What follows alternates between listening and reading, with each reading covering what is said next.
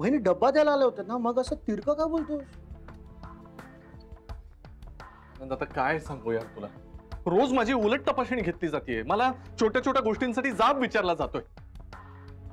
ठीक आहे यार, एकदा झाली चूक हातून, पण सतत काय?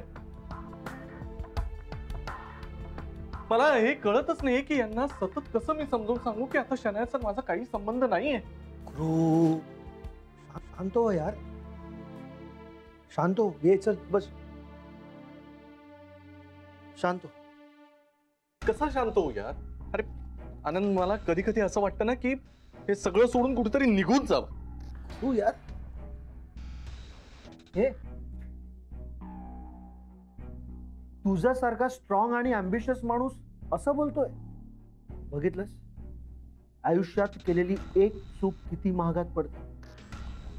जरा वहिनींचा बाजूने पण विचार कर. परत विश्वास मिळवायला वेळ लागतो. आणि शना इथे ऑफिसमध्ये काम करते, काय करणार? त्यातही आता ती तुझा शेजारी राहायला आली आहे, ते तू चालून घेतोयस ना. हो, पण शनाया घरात आली कसं चालून घेणार आहे राधिका? ज्या हाताने घाम पुसतायत त्याच हाताने मसाले भरतायत. ई, कोण घेणार आहे असले मसाले? शी. ओ मॅडम, हे काय बोलून राहिलात तुम्ही? असं काही नाहीये.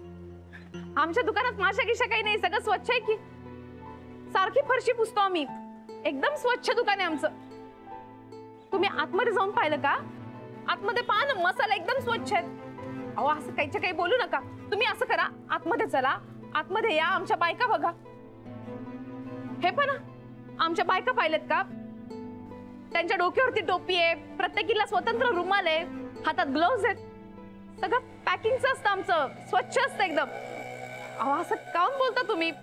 ओ ताई, आतमध्ये या ना, बघा ना तुम्ही, सगळं आमच्याकडे स्वच्छ असतं. या, मी तुम्हाला आतमध्ये दुकान दाखवते. चला चला माझ्या बरोबर. नको, आम्हाला काही घ्यायचं नाहीये आणि तुम्ही सुद्धा काही घेऊ नका. एकदम घाणेरडं दुकान आहे. चला. अहो, हे काय सांगून राहिलं तुम्ही? अहो, असं काही नाही. अहो, खरंच एकदा बघा तरी. अहो ताई, तुम्ही स्वतः बघा. तुम्ही काऊन त्यांच्यावरती विश्वास ठेवता? ऐकून तरी घ्या, एकदा बघा तरी मसाले.